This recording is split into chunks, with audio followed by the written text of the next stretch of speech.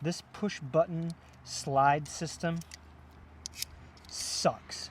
Not burnt through or anything, it just looks really bad. That's why I have it, and yeah, eat a dick. Alright, so we're here in this small unit, and for some reason, see stove light, this is not working. This hood, this stove hood, lights, fans, nothing. The 220 runs. These lights work. So, I'm gonna swap this out. Alright, I came to change this. I think that's the problem because it blew this circuit breaker, which powers that outlet, and this. These outlets are showing that they have power, but they are not running anything that's plugged into them. So, it's probably here, but I'm going to check these outlets first real quick and see if they're not hooked up. I'm going to swap one out and see if that fixes anything. So you got to always have extras on you.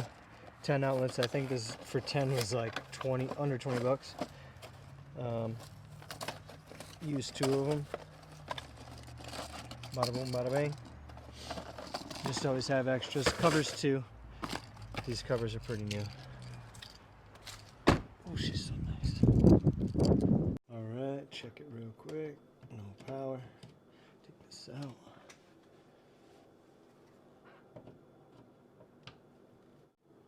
So look at these. This is terrible here. Just looks bad. I mean, it's not burnt through or anything. It just looks really bad. But we're gonna swap this out.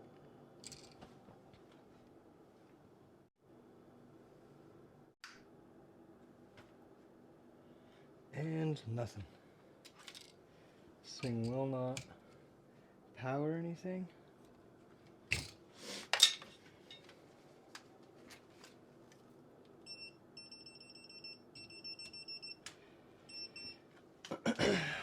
Still thinking it's in there.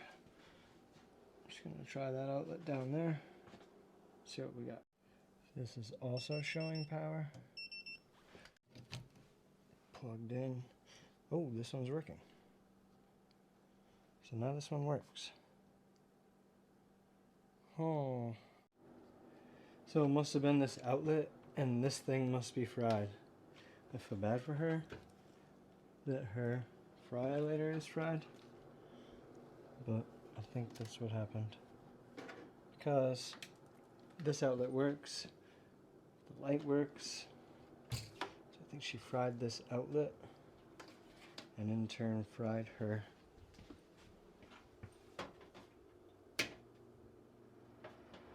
Fan works.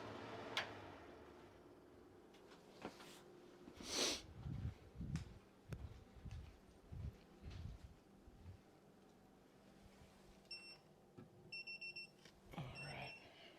Oh, I guess we win. We'll bring this one back. I was just going to show you is I always have a Home Depot bucket. That's kind of my tool bag. That's my tool bucket to bring in. So I got to tell you the story behind my drill, because I'm sure you all see that I have a Ryobi drill. Now, when this drill dies, I will get myself a DeWalt. This was purchased roughly 12 years ago, and this is when I first started my business doing foreclosures. I worked for banks and I would take care of foreclosed homes. Scroll down through these videos and you'll see that. But this Ryobi kit was the only thing that I could afford in the beginning. It was like 180 bucks for a drill, a saw, and something else, probably some stupid light or something. But this drill it's only 18 volt, but it has withstood a lot of abuse, a lot of it, 12 years worth. I throw it off roofs.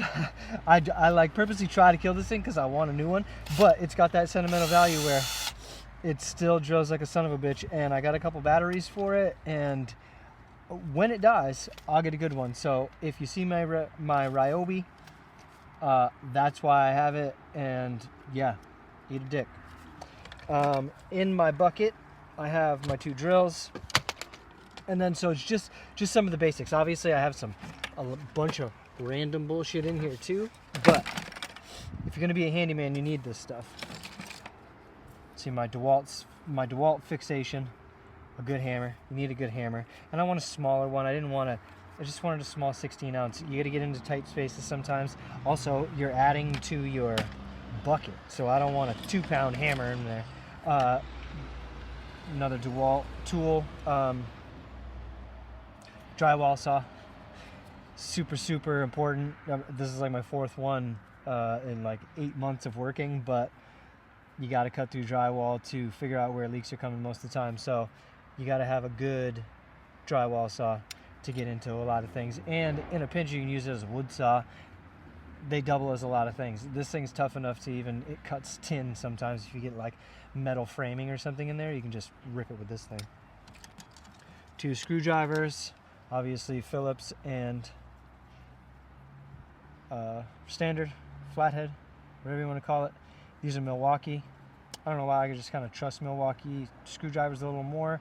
They're actually, the reason why I got them is these are electrical ones, so they're insulated to the best of their abilities. But yeah, because I do a lot of electrical, as you just saw, and these are a good tool to have. However, you will see that they do make good chisels and smash tools a lot too. Moving on, again, my DeWalt fixation. Always, this usually stays on my hip, but getting it out of the truck a lot, it kind of sucks. Good tape measure. Make sure you got at least 16 feet. Always have a good tape measure. 2 different types of pliers. Needle nose. Again, DeWalt and DeWalt channel locks. Now, listen. I don't know where my Milwaukee channel locks went, but I wish I had them. Maybe they're Crescent. They're Crescent. My Crescent channel locks, and I may get them because this system, this push button slide system, sucks. Like, to do it with one hand is almost impossible. And it just sucks. If you have the chance, get regular channel locks that do the pop and slide, because this push button shit sucks. So I love DeWalt, but I hate the push button channel locks.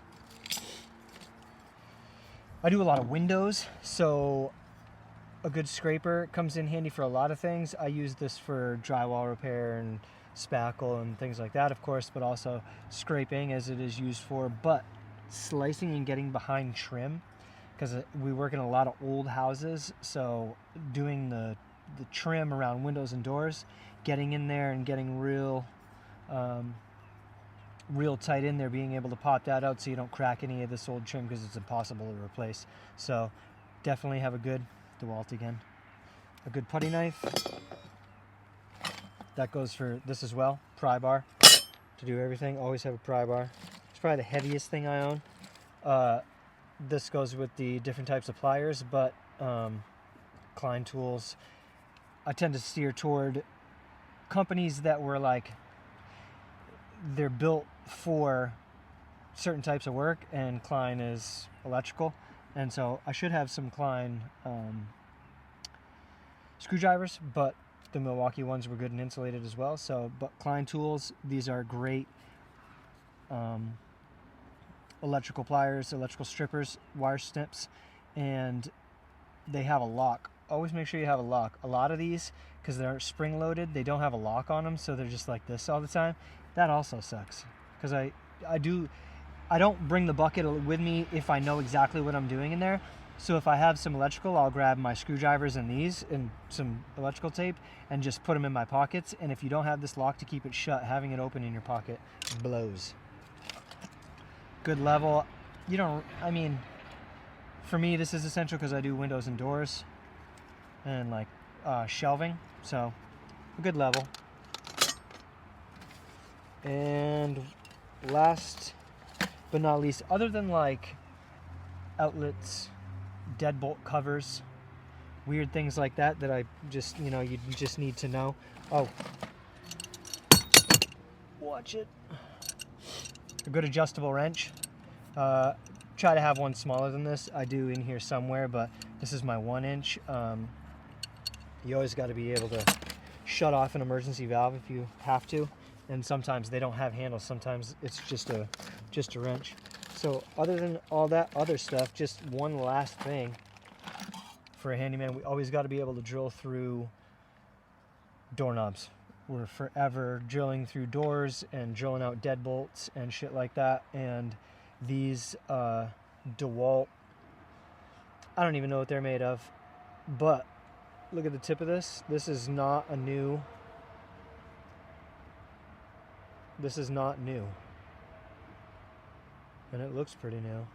I've drilled out many deadbolts with this thing, and super strong, super sharp, and super tough. And go for this DeWalt.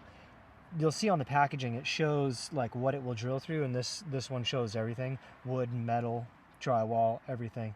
You need a good drill bit for drilling out doorknobs. And that's it in my bucket. That's all I'm going to, other than one last thing. Some caulking, some white caulking, clear caulking, some silicone caulking. It is what it is, it ain't what it ain't. A little bit of putty, a little bit of paint. Don't tell anybody I told you that, but that's how we do it. And in your pockets, you always want to keep a good razor knife. DeWalt, again. Great razor knife, and I go a little bit overboard. DeWalt again. But I also have just a regular knife. Pry things, cut things. And last but not least, the most important thing, well, no, wait. Two more things. You just saw I use it a lot. Save your life, or at least save you some pain. A good electricity outlet ohm tester. Keep that right in my pocket because I always want to see if anything's hot. And then last but not least, you are nothing if you don't have a flashlight, because everywhere you go is going to have a dark, damp, nasty place that you have to figure out what's going on wrong, and there's no light. So you gotta have a good light.